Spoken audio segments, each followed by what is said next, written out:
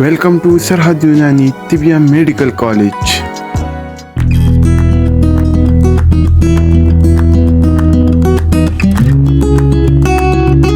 آج کی ہماری دوا ہے تخم بالنگا، بہت مشہور چیز ہے جو عام طور سے روزمرہ گھروں میں استعمال کرتے ہیں۔ یہ پیالے میں آپ کو جو ابری ہوئی سفید لعابدار چیز نظر آ رہی ہے، یہی تخم بالنگا ہے۔ انگریزی میں اسے بالنگو یا لیڈی مینٹل کہتے ہیں، لاطینی میں لالے مانشیا رویلیانا۔ سب سے پہلے اس کے افعال خاص اور اس میں پہلے نفع خاص۔ یہ نافع خفقان و ذوف قلب ہے، اس لیے آپ سمجھ سکتے ہیں کہ یہ قلب کے لیے کتنی مفید مفرد دوا ہے۔ خفقان اور گھبراہٹ کے لیے بہترین ہے، دل کی کمزوری کے لیے استعمال ہوتی ہے۔ مشہور افعال پہلے مفرح و مقوی قلب، فرحت لاتی ہے اور قلب کو قوی کرتی ہے۔ مشکل الفاظ یہاں دے دی جائیں گے۔ یہ ملطف ہے یعنی ڈیملسنٹ ہے، ملائمت پیدا کرتا ہے، نرمی پیدا کرتا ہے۔ مغری ہے، لیسدار یعنی چپکنے والی صلاحیت رکھتا ہے، گلوٹینس کہتے ہیں اسے۔ مزلک ہے، پھسلنے والی، لوبریکنٹ ہے۔ یہ قابض ہے، بہت ہلکا اثر قبضیت کا ہے لیکن قابض ہے۔ مبرد ہے، ٹھنڈک پیدا کرتی ہے۔ مسکن حرارت ہے، گرمی کو سکون دیتی ہے۔ اور مسکن عطش ہے، پیاس کو تسکین دیتی ہے۔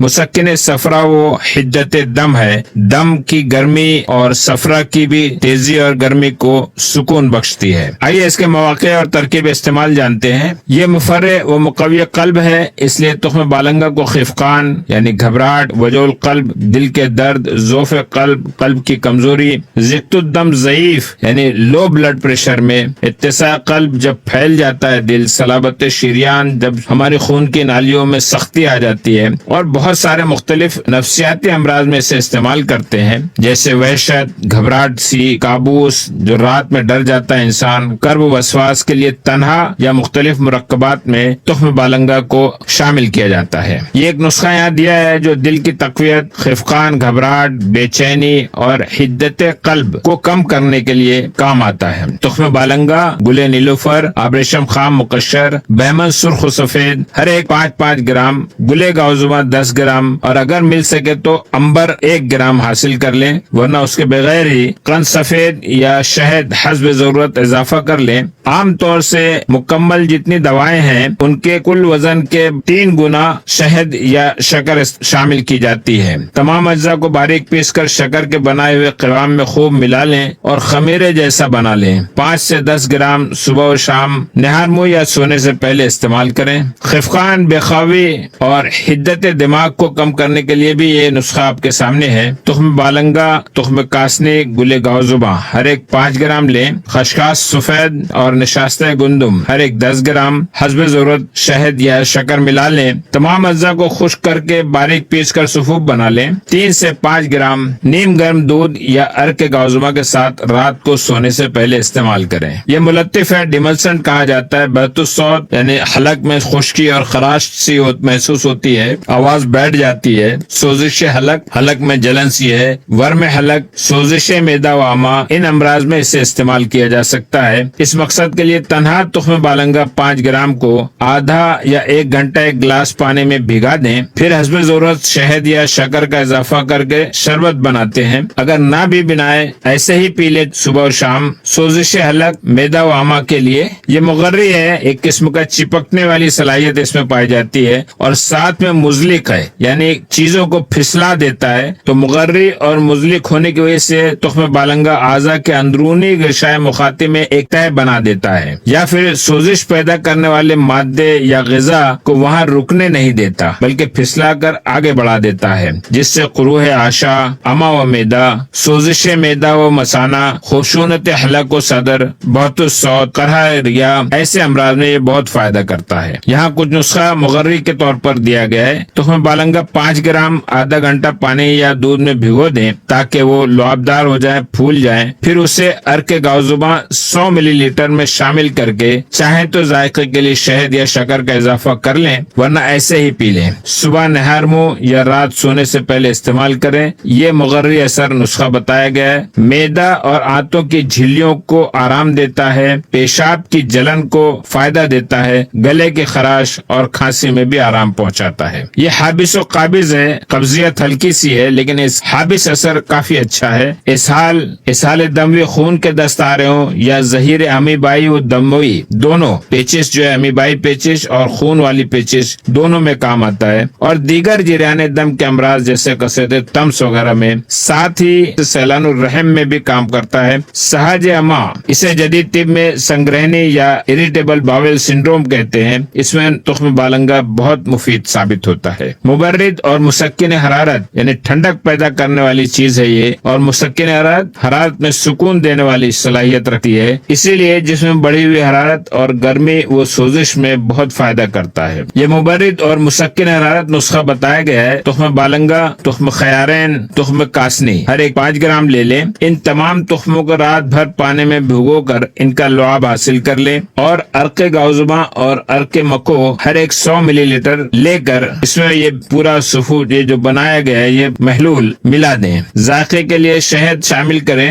روزانہ صبح نہار منہ یا شام کو 1 گلاس استعمال کریں۔ جسم کی حرارت، بخار، گرمی کے اثرات اور پیشاب کی جلن میں بہت مفید نسخہ ہے یہ۔ تخم بالنگا، تخم خیارین، تخم کاسنی۔ تخم بالنگا 5 گرام لیں، آدھا گھنٹے کے لیے پانی میں بھگو دیں، وہ پھول جائے۔ پھولے ہوئے تخم بالنگا کو 1 عدد لیموں کے رس کے ساتھ شہد یا چینی حسب ذائقہ ملا کر 1 گلاس یعنی 100 ملی لیٹر ٹھنڈے پانی کے ساتھ استعمال کریں۔ 1 یا 2 بار دن میں لیں۔ یہ شربت جگر کی حدت کو کم کرے گا اور جسم کو ٹھنڈک پہنچائے گا۔ یہ مسکن عطش ہے، پیاس کو بہت سکون دیتا ہے۔ تخم بالنگا کا شربت بنا لیں، اور یہ شدت عطش، زیادتی حرارت، حتیٰ کہ لو لگنے یعنی سن اسٹروک میں بھی بہت مفید ثابت ہوتا ہے۔ یہ نسخہ بتایا گیا مسکن عطش کا۔ تخم بالنگا 5 گرام رات کو پانی میں بھگا دیں، صبح اس کو لعاب حاصل کریں، اور عرق گوزما و عرق مکو ہر ایک 100 ملی لیٹر شامل کر لیں۔ ذائقے کے لیے شہد شامل کر سکتے ہیں۔ صبح نہار منہ یا شام کو استعمال کریں۔ پیاس کی شدت اور جسم کی حرارت کو کم کرتا ہے، پیشاب کی جلن کو روکتا ہے۔ مسکن صفرا اور حدت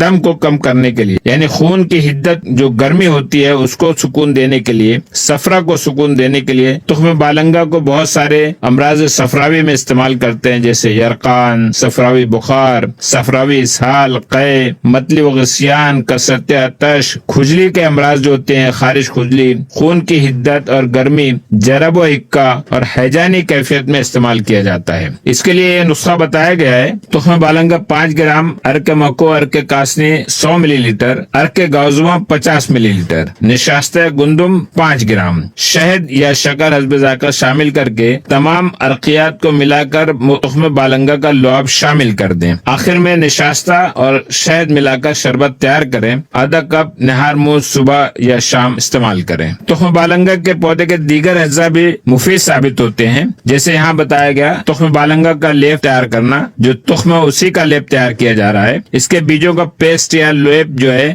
جلدی خرابیوں، زخموں، پھوڑوں اور پھنسیوں اور سوزش جلد کے لیے بہت مفید ہوتا ہے۔ جدید تحقیق نے بھی اس کی جراثیم کش صلاحیت اور مقامی مسکن یعنی انالجیسک ایفیکٹ اور جلد کے لیے محلل اثر اینٹی انفلیمیٹری ایفیکٹ کو تسلیم کیا ہے۔ اس کے پتے اور جڑ بھی استعمال ہوتے ہیں۔ پتے اور جڑ کا جو شاندار نمونیا کے علاج میں عام طور سے روایتی طور پر استعمال کیا جاتا ہے، یہ جو شاندار کھانسی اور سانس کی نالی کے امراض جیسے دمہ وغیرہ میں بہت مفید ہے۔ جڑ اور پتے کا لیپ کبھی کبھار زخم اور سوزش اور خارش کھجلی پر لگایا جاتا ہے، لیکن یہ تخم بالنگا کا براہ راست جو لیپ ہم نے اوپر بتایا اس سے ہلکا ثابت ہوتا ہے، وہ کم مفید ہے۔ ایگزیما، خارش یا جلدی سوزش کے لیے نسخہ دیا گیا ہے۔ تخم بالنگا 5 گرام، برگ نیم 5 گرام، عرق گوزما 10 ملی لیٹر، ان تینوں کو ملا لیں، مرہم جیسا تیار کر لیں۔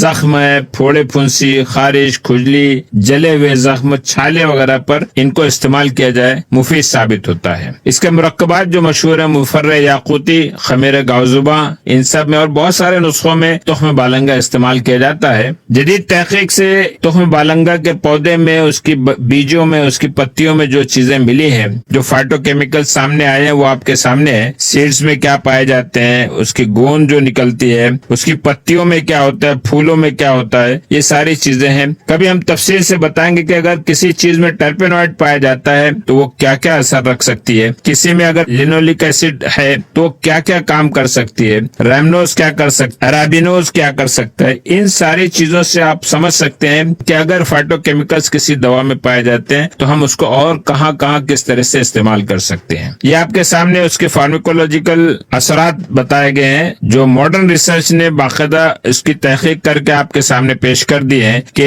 تخم بالنگا میں اینٹی مائکروبیل ایکٹیویٹی بھی ہے، جراثیم کش صلاحیت بھی ہے، اینٹی فنگل بھی ہے، اینالجیسک افیکٹ پایا جاتا ہے، اینٹی آکسیڈنٹ ہے، اینٹی ڈپریسنٹ ہے، اینگزیولائٹک ہے، اینٹی ڈائبیٹک ہے، اس میں ڈائبٹیز کو بھی کنٹرول کرنے کی صلاحیت ہے، سیڈیٹیوز بھی ہے، یہ سکون سا بخشتا ہے، ہائپولیپیڈیمک ہے، چربی کم کرتا ہے، نروائن اسٹیمولنٹ ہے، ہمارے اعصاب کو تحریک دیتا ہے، اینٹی سیپٹک ہے، اینٹی ایمیٹک ہے، قے اور الٹی کو کنٹرول کرتا ہے، اس سے نیوٹریشن بھی حاصل ہوتا ہے، وونڈ ہیلنگ ایفیکٹ بہت اچھا ہے، لگزیٹیو بھی ہے اور مخرج منفس بلغم بھی ہے۔ یہ کچھ آرٹیکلز ہیں، ریسرچ آرٹیکل آپ کے سامنے جرنل آف ڈرگ ڈیلیوری میں پیش کیا گیا ہے، یہ تخم بالنگا پر ہے، یہ اس کی لنک یہاں اوپر دے دی جائے گی۔ یہ دوسرا آرٹیکل ہے تھراپیوٹک رول آف لالمانشیا رائلیانا یعنی بنگالو سیڈز کا، اس پر تفصیل سے اس کی فارماکولوجیکل پراپرٹیز پر بات کی گئی ہے، اس کی بھی لنک یہاں پر دے دی جائے گی۔ تخم بالنگا کا مزاج سرد تر درجے دوم بتایا گیا ہے اور اس کی مقدار خوراک جو عمومی طور سے ہونا چاہیے 5 سے 7 گرام۔ اس کی مضرت نقصان دہ اثر سرد مزاج اور معدے کے لیے ہے۔ مصلح کے طور پر نبات سفید استعمال کیا جاتا ہے اور اگر تخم بالنگا نہ ملے تو تخم ریحان جو ہے وہ اسے استعمال کیا جائے۔ تخم بالنگا کے افعال و خواص کے بعد اب آئیے جانتے ہیں اس کے مترادف نام کیا ہوتے ہیں، اس کی قدرتی پہچان کیسے کی جاتی ہے۔ انگریزی میں اسے بالنگو یا لیڈی مینٹل کہتے ہیں، لاطینی میں لالمانشیا رائلیانا، اردو فارسی کشمیری میں بالنگو، تخم بالنگا، بالنگو شیرازی، تخم ملنگا، عربی میں حب البالنجو، فارسی کشمیری پشتو میں تخم بالنگا، مراٹھی میں بالنگو بی، ہندی گجراتی میں بالنگا بیج، پنجابی میں غار کاشملو یا تخم ملنگا اور سندھی میں اسے تخم بالنگو کہتے ہیں۔ اس کی ماہیت جانتے ہیں، خاص طور سے اس کے تخم کی ماہیت۔ بائیں جانب آپ کو جو نظر آ رہے ہیں یہ بہت بڑی سائز کے بتائے گئے ہیں تاکہ قریب سے آپ کی وضاحت ہو سکے کہ یہ کیسے نظر آتے ہیں۔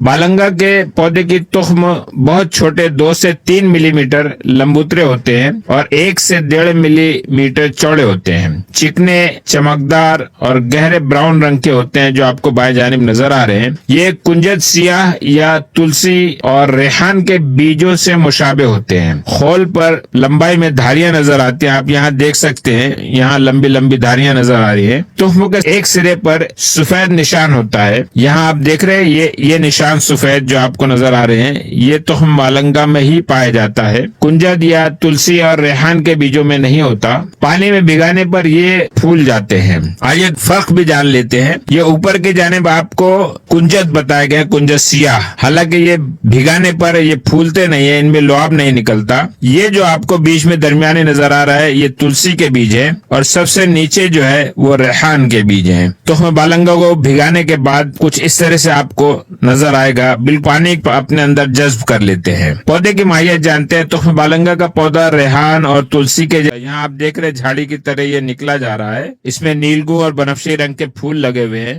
پتے اس کے جو ہوتے ہیں 15 سے 20 ملی میٹر لمبے، سادہ بس روئے دار ہوتی ہیں، نوکیلی لیکن بیضوی پتیاں کچھ موٹی سی نظر آتی ہیں۔ یہاں آپ دیکھ سکتے ہیں کچھ پتیاں جو ہیں آپ کو نظر آ رہی ہیں، تھوڑی سی لمبی ہوتی ہے، جن کے کنارے پر ہلکے کنگورے پائے جاتے ہیں۔ یہاں آپ اگر غور کریں تو آپ کو کنگورے نظر آ رہے ہیں، وہ یہ آپ کو ریحان کی پتیاں نظر آ رہی ہیں، پودا ریحان کا ہے اور یہ ہے تلسی کا پودا۔ سب میں فرق ہے، تینوں میں تخم بالنگا الگ ہوتا ہے۔ بہت قریب سے اگر آپ دیکھیں تو سب سے اوپر بتایا گیا یہ تخم بالنگا کے پتی ہے، جبکہ ریحان کے پتے میں آپ کو بہت ترتیب سی نظر آتی ہے، چکنا چمکدار ہے، اتنا روئے دار نہیں ہے، اور نیچے سب سے تلسی کے پتے نظر آ رہے ہیں جن کی شکل و صورت بہت الگ ہے۔ تو آپ یہ تینوں کو بہت اچھی طرح سے پہچان سکتے ہیں۔ رگیں بے ترتیب لیکن گہری اور کافی واضح ہوتی ہیں۔ بالنگا کی شاخیں روئے دار اور چوکون ہوتی ہیں۔ یہ بالنگا کی شاخ کو آپ قریب سے دیکھ سکتے ہیں اور اس کا تنا جو بیچ میں یہ چوکون تنا ہوتا ہے اور اس میں روئے نظر آ رہے ہیں، بلکہ پورے پودے میں آپ کو جگہ جگہ روئے نظر آئیں گے۔ پھول اس کے شاخ کی پوری لمبائی میں بے شمار خوشبودار پھول، زیادہ تر بینگنی رنگ کے لیکن سفید، نیلے اور گلابی رنگ کے بھی 6 سے 8 پھول چھوٹے چھوٹے گچھوں میں لگتے ہیں، جیسا کہ پودینہ میں ہم نے دیکھا تھا۔ ان پھولوں کا نچلا حصہ کچھ لمبوترا ہوتا ہے لیکن پنکھڑیاں بہت واضح نہیں ہوتی، آپ یہاں پر بھی دیکھ سکتے ہیں، حالانکہ پھول بتایا گیا لیکن پنکھڑیوں کی کوئی ترتیب نظر نہیں آ رہی ہے۔ اس کے پھل 12 وری کے بعد پھول چھوٹے لمبوترے गुम्बद नुमा फल में बदल जाते हैं, जिनमें तुख्म बालंगा भरे होते हैं। बालंगा के एक फल में 4 तुख्म निकलते हैं। ये आपको उसका फल नजर आ रहा है यहाँ पर। ये गुम्बद नुमा फल हैं। ये कुछ अभी सब्ज हैं, ये कुछ खुश्क होने लगे हैं और ये बिल्कुल सूखे हुए फल। बाजार में इसी शक्ल में आपको तुख्म मिलेंगे और यही दवान मुस्तमल है, इसे ही पानी में भिगोया जाता है। ये नबाताती खाका है तुख्म बालंगा का। पूरा पौधा नजर आ रहा है झाड़ी नुमा। फूलों की कोई शक्ल सूरत नहीं है, बेतरतीब से उसके पेटल्स होते हैं, उसकी पंखुड़ियां। बीज नजर आ रहा है यहाँ पर। तुख्म बालंगा पाकिस्तान में काफी उगता है, बाकायदा काश्त की जाती है। कश्मीर में भी ये नजर आता है।